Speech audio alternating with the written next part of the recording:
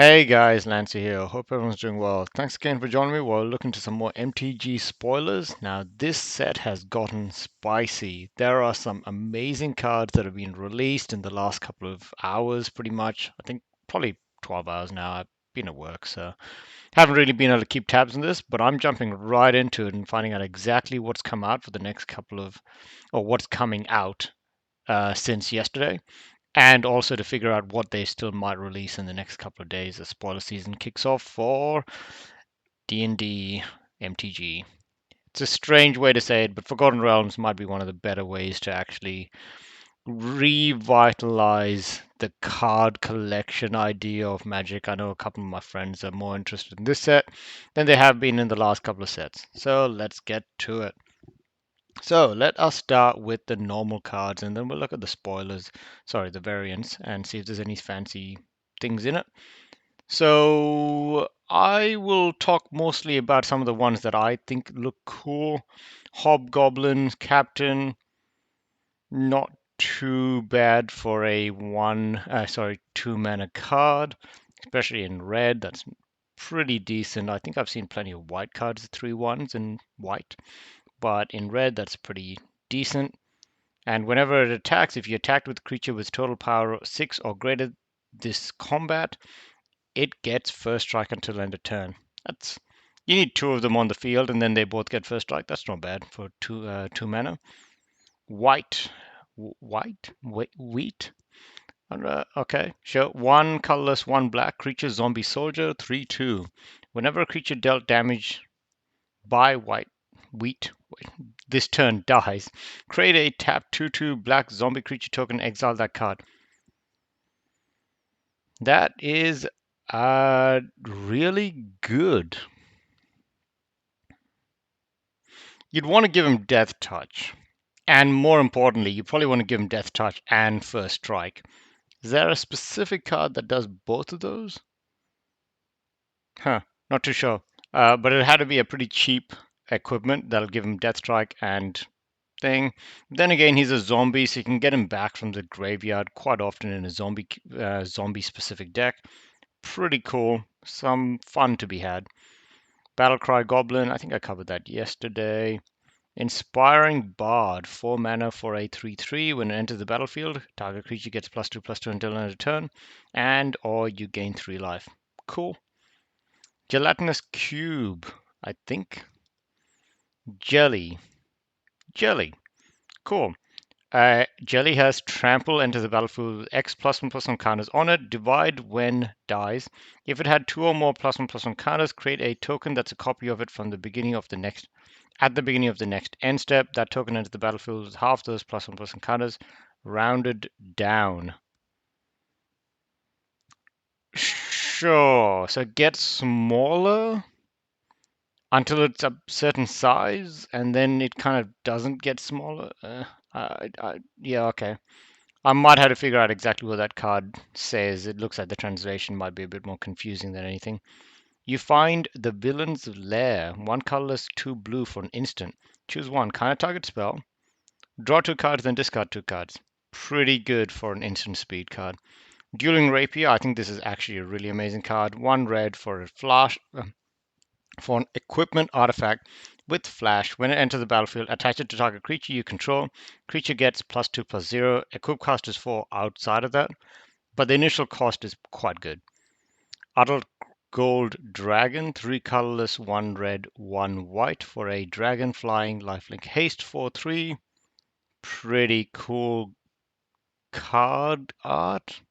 Actually, kind of looks like a fish. I don't know. Green Dragon, 4 colorless, 2 green for a dragon flying. When it enters the battlefield, until end of turn, whenever creature an opponent control is dealt damage, destroy it. This is actually really cool. If you had a lot of 1/1s, you could swing them in with the assumption that they're going to die, and then play Green Dragon. They would have all dealt 1 damage, and then you just kill all of the blockers. I don't know if they're going to get away with that, because after you do it the first time, obviously everyone's going to know about it. But it's a cool one-trick pony kind of a thing. Black Dragon, 5 colorless, 2 black for a dragon flying. When it enters the battlefield, target creature and opponent controls get -3/-3 until end of turn. Not that impressive, actually. The green one actually seems like a bit more of a fun card. Icingdeath Draco Leech. 2 colorless, 2 black for a 5/2 with flash. Zombie dragon. It has flying as well. Enter the battlefield tapped. Pretty much all zombies seem to want to enter the battlefield tapped. They're a bit slow moving. You may cast the Draco Leech from your graveyard if a creature not named Draco Leech died this turn. I mean, there are so many ways to get a zombie out of a graveyard. The fact that they added that ability to return from graveyard onto him as well, it just makes it so much easier. This card, the only problem is it doesn't do any of the kind of things that you actually care about. It doesn't draw you a card. It doesn't destroy another creature. I guess it's a 5/2 with flash. And if a creature dies at any point, if you sacrifice a creature at your combat step or an enemy combat step, can you then bring this back with flash to then block another creature that then this will kill and then it'll die? It's kind of a removal as well. So yeah, I actually think it's a pretty cool card. Moon Blessed Cleric, 2 colorless, 1 white for a 3/2. When it enters the battlefield, you may search your library for an equip enchantment card, reveal it, then shuffle and put that card on top. Not bad, especially for a 3/2 body. That's not bad at all. The Book of Vile Darkness, 3 black. Legendary artifact. At the beginning of your end step, if you lost 2 or more life this turn, create a 2/2 zombie creature token. Tap, exile the book and artifacts you control. Exile the book and artifacts you control named Eye of Facina and Hand of Vecna. Sorry, Eye of Vecna and Hand of Vecna, because I play D&D and yeah, those have come up in the past sometimes. Create Vecna, a legendary 8/8 black zombie god creature token with indestructible. It gains all triggered abilities of the exiled cards. Okay, well, hopefully we get more of the exiled cards coming up because that looks insane. Werewolf Pack Leader, 2 green for a 3/3. Whenever Werewolf Pack Leader attacks, if you attack with creature power 6 or greater, draw a card. Pretty cool. 3 colorless, 1 green. Until end of turn, Pack Leader has base power and toughness 5/3, gains trample, and is not a human. Is this how they're going to do werewolves from now on? Because I found the flipping of werewolves actually quite annoying. So if they get rid of that mechanic, werewolves might be kind of useful in Commander. Also, I just realized this could be a long video. Orb of Dragonkind, 1 colorless, 1 red artifact. Pay 1 colorless, tap, add 2 mana of any combination of colors. Spend this mana only to cast dragon spells or activate abilities of dragons. Amazing dragon support. 1 red, tap, sacrifice the orb. Look at the top 7 cards of your library. You may reveal a dragon card from among them and put into your hand. Put the rest at the bottom of your library in any random order. Great card for a dragon deck, really. Yeah. 50 feet of rope. Man, the amount of stuff we can pull off with 50 feet of rope. One colorless artifact. Climb over, tap. Target wall can't block this turn. Tie up. Pay 3, tap. Target creature doesn't untap during its controller's next untap step. Rappel down. 4 colorless, tap. Venture into the dungeon. Activate only as a sorcery. Cool, so it's a way to move forward into a dungeon. Not too bad. That's kind of how it's used. Grazalax Illithid Scholar. 1 colorless, 2 blue for a 3/2. Whenever a creature you control becomes blocked, you may return it to its owner's hand. Whenever one or more creatures you control deals combat damage to a player, draw a card. That seems strong. Yeah, that seems really strong. Pretty much unblockable creatures and or creatures that just aren't gonna die. Whenever a creature you control becomes, you may return back to your hand. Whenever you deal combat damage to a player, draw a card. Yeah, really powerful by the looks of it. Huh. Okay. Moving on to some more fancy cards. Gelatinous Cube. 2 colorless, 2 black for a 4/3. When Gelatinous Cube enters the battlefield, exile target non-ooze creature an opponent controls until the cube leaves the battlefield.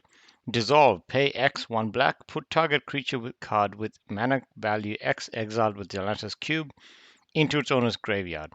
So pretty much it's a way to slowly kill off one creature and or keep it away in combat until and make sure this guy doesn't die. I'm surprised it doesn't have any protection because you'd think a gelatinous cube would be like somehow, you know, like kind of like a lot more toughness. But anyway, um, anything else? The Blackstaff of Waterdeep, 1 blue, legendary artifact.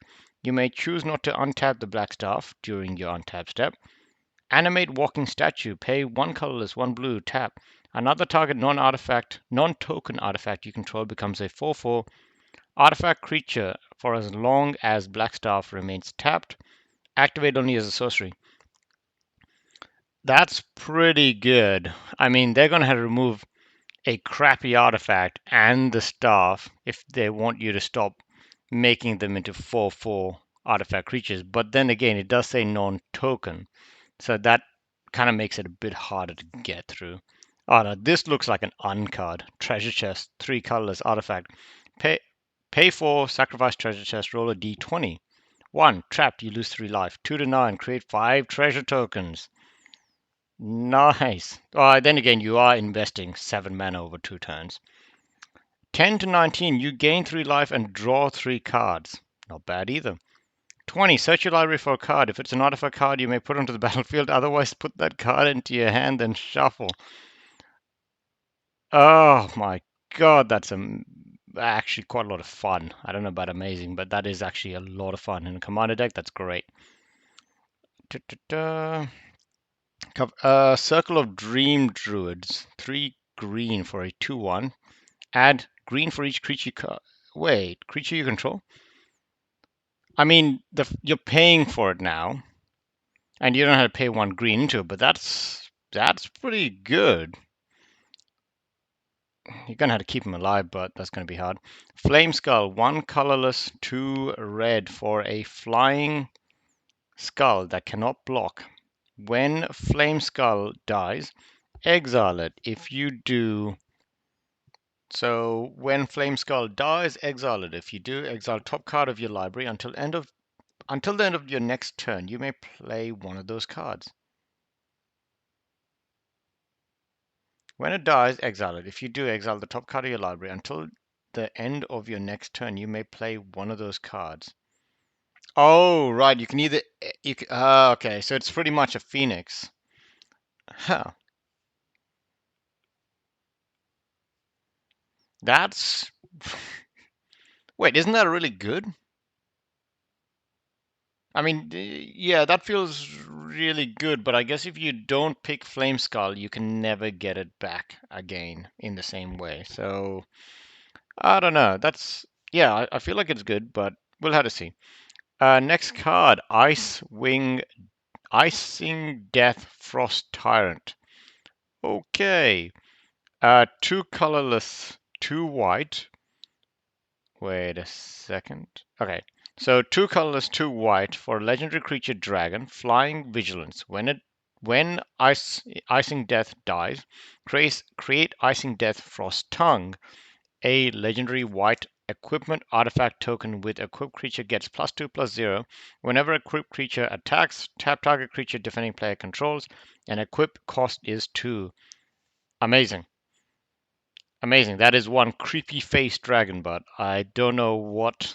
That does not look intimidating. It just looks creepy. Moving on, Mimic. Okay, you know what? It says common, but I'm going to have to open this one up. This is what I've been waiting for. Mimic, 2 colorless artifact. Tap, sacrifice Mimic, add 1 mana of any color. 2, Mimic becomes a shapeshifter artifact creature with base power and toughness 3/3 until end of turn. That's some creepy up. It's okay. It's okay. Minion of the Mighty, 1 red for a kobold menace creature. When Minion of the Mighty attacks, if you're attacked with creature with total power 6 or greater this combat, you may put a dragon creature card from your hand onto the battlefield tapped and attacking. I mean, That's like a win more card by by how it feels. Yeah, I guess once you get to that point, you're already going to do well. So we'll have to see. And the rest of them we've covered, and a lot of the alternative card graphics have also been released. I will have a quick look at the variant spoilers. So white, oh yeah, creepy. Cave of the Frost Dragon is a land. If you control two other lands, Cave of the Frost Dragon enter the battlefield tapped. Tap for 1 white. Pay 4 and 1 white. Cave of the Frost Dragon becomes a 3/4 white dragon creature with flying until end turn. It is still a land. Cool. And the extended art for the Black Dragon looks pretty cool. Green Dragon looks pretty good. Way better for it. Still looks like a weird squid. Um, Akbar. Akbar. Manticore, Gelatinous Cube. That's a better looking dragon. Way better. Blackstaff, that's just an extended art. Treasure chest looks pretty cool. And the rest of it we've kind of seen. So I am going to cut it at that. This has been a bit of a longer video. And I'm going to be looking forward to more of these kinds of releases because I bet the market's going to move from some of these as well. They look like they're going to push some obscure cards. I might have to start looking at some unsets before things start going crazy. And worst case scenario, if you really want to add uncards to your commander deck, just talk to the people you play with. Anyways, guys, thanks again for watching. Have a good one, and talk to you later.